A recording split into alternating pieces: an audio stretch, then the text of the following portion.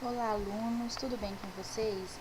Eu sou a professora Tainá e estamos aqui para mais uma semana de aula.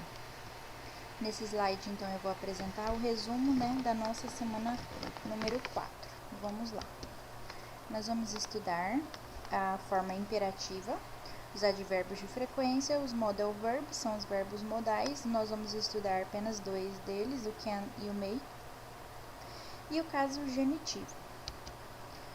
O nosso primeiro conteúdo é a forma imperativa. O imperativo ele é usado para dar uma instrução, uma sugestão, uma ordem, para que alguma ação aconteça ou que essa ação não aconteça. No inglês, então, no imperativo, a gente não coloca a partícula to, que geralmente aparece junto com os verbos. Não precisa informar o sujeito também. Então, não precisa colocar o nome, o pronome. Ele não é necessário utilizar o sujeito nas frases na forma imperativa, porque já entende-se que esse que vai receber a ordem já está escrito, já subentende-se que quem está ouvindo a frase é para obedecer ou atender a sugestão. Ele deve ser usado, então, toda vez que se pretende expressar ordem ou pedido ou um convite. Aqui na ordem ou pedido, então, por exemplo, no nosso número 1 ali, shut the door significa feche a porta. Então, percebam que eu não coloquei o nome de ninguém, não precisei colocar o to no verbo, que seria shut, e já está na forma imperativa. Ou ali no último exemplo, don't talk during the class, então não converse durante a aula, também é uma ordem ou um pedido. Então, a gente não coloca nome e o verbo não acompanha, o to não acompanha, os verbos. Para expressar então o convite, funciona da mesma maneira. No primeiro exemplo, let's go watch the game at Susan's house. Vamos assistir o jogo na casa de Susan. Ou no segundo exemplo, come see my new video game. Então, venha ver meu novo videogame. Então, vejam que não tem o nome da pessoa, não tem o pronome, apenas é a frase na forma imperativa. Nas frases afirmativas, o verbo ele vem na maioria das vezes no início da frase, como vocês puderam perceber, let's vem no início, ou come see veio já no início também. Na forma negativa, o que viria primeiro na frase seria o do not ou don't, como mostra ali nos exemplos, Do not ou o don't, que seria a forma contraída, a forma abreviada. Eat this cake, então não coma este bolo.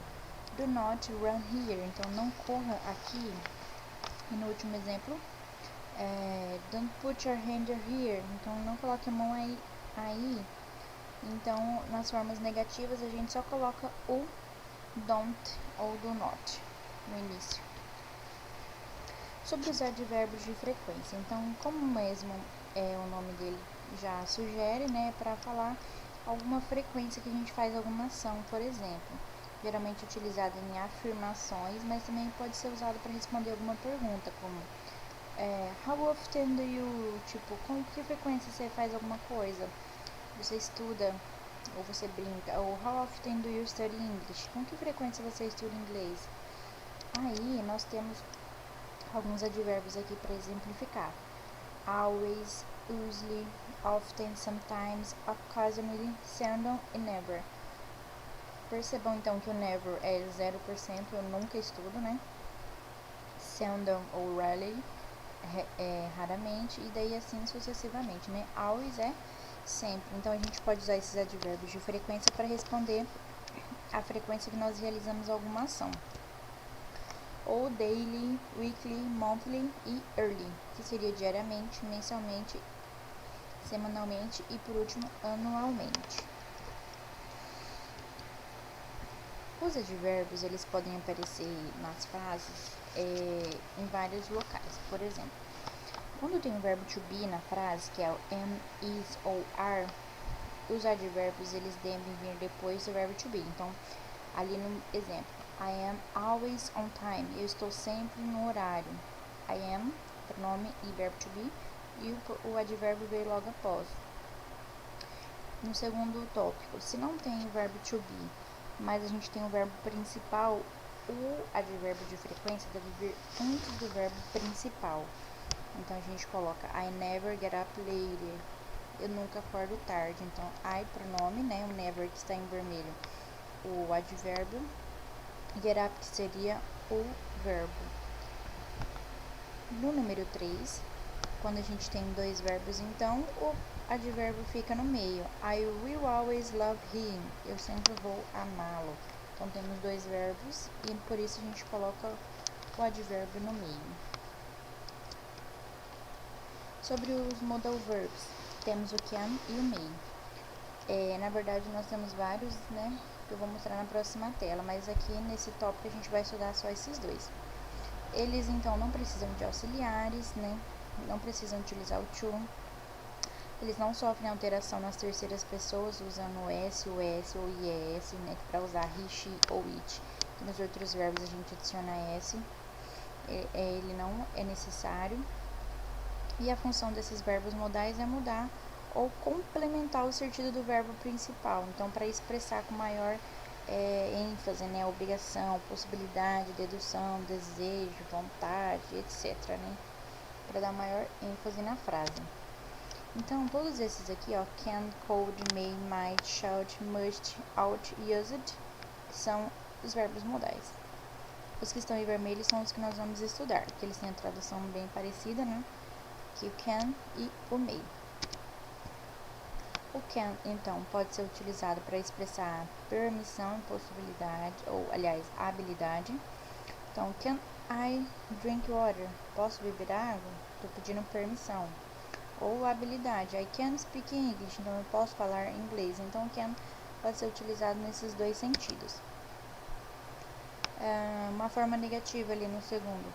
I cannot speak English very well. Eu não consigo falar inglês muito bem. Então, percebam que no forma negativa a gente coloca um not após o can. E no último exemplo, my brother can arrive after class. Meu irmão pode chegar depois da aula. Então, uma possibilidade, né? O may, ele é utilizado então para expressar uma possibilidade no presente ou futuro. Também pode usar para pedir permissão, mas o may é mais formal, né, para umas perguntas ou sugestões mais formais do que o can. O may, então, primeiro exemplo, it may not rain tomorrow, então não pode chover amanhã. O man I smoke here, posso fumar aqui? Está pedindo uma permissão um pouco mais formal. O man I go to the bathroom, eu poderia ir ao banheiro. Então, geralmente é em contextos mais formais, né, que a gente utiliza o may. Na forma negativa, né, no can, onde está grifado ali que é o primeiro, podemos usar o cannot ou can't. E o may, a gente pode usar o may not. Não tem a forma contraída do may not. Então, para o may a gente pode colocar may not, e o can tem essas duas formas de deixar ele na forma negativa. Por último, o caso genitivo, também conhecido como o caso possessivo, ele é utilizado para indicar que algo pertence, né, a alguém. Então, veja ali no exemplo. The Nilson's book, os livros do Denilson. Então, o que a gente faz neste caso? Que é o caso genitivo, a gente adiciona um apóstrofe S no final do dono. Se ali na primeira frase o Denilson é o dono do livro, por isso a gente colocou o apóstrofe S no Denilson. No segundo exemplo, o laptop do Márcio. Márcios laptop. Então, acrescentamos o apóstrofe, que é aquele acento ali antes do S, e o S. Ou o carro novo do Paulo. Paulo's news car. De quem que é o carro? Do Paulo. Por isso a gente coloca o apóstrofe S no nome dele.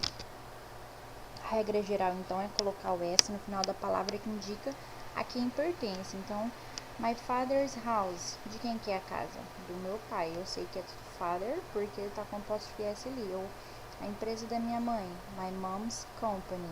E assim sucessivamente. Mas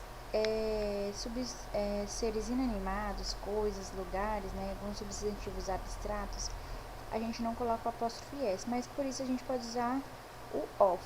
Então, por exemplo, a porta do carro, a gente pode colocar the door, que é a porta, of the car, do carro, ou the car door, a porta do carro, ou a perna da mesa, the leg of the table. Então a gente pode utilizar o of para esses objetos inanimados. Quando tem dupla posse, então para indicar que uma coisa só pertence a duas pessoas. My mom and father's house. Então a gente só coloca o S no segundo possuidor.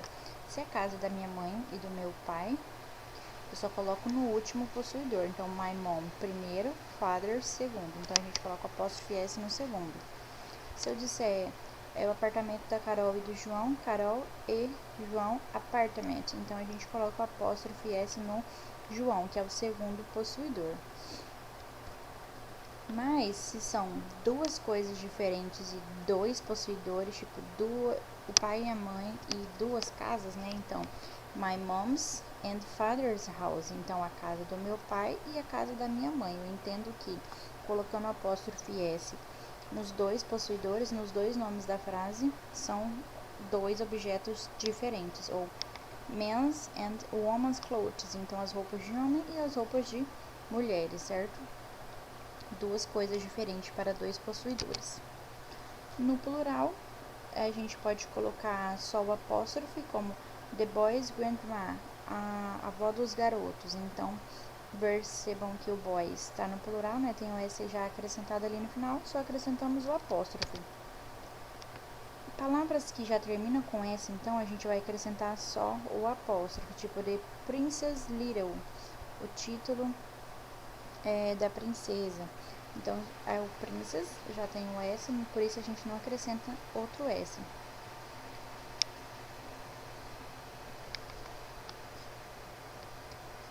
Nomes próprios, né, que já tem S, a gente só acrescenta o apóstrofe. Então, tipo ali nos exemplos, Charles, Dennis, Francis, Lourdes, Marcos, Thomas, ou ali na frase. Mas, Mr. Jones House, a gente pode utilizar, ou Mr. Jones House, que é a casa do Sr. Jones. Então, pode acrescentar o apóstrofe S ou não, né? Fica a critério, colocar o S ou não.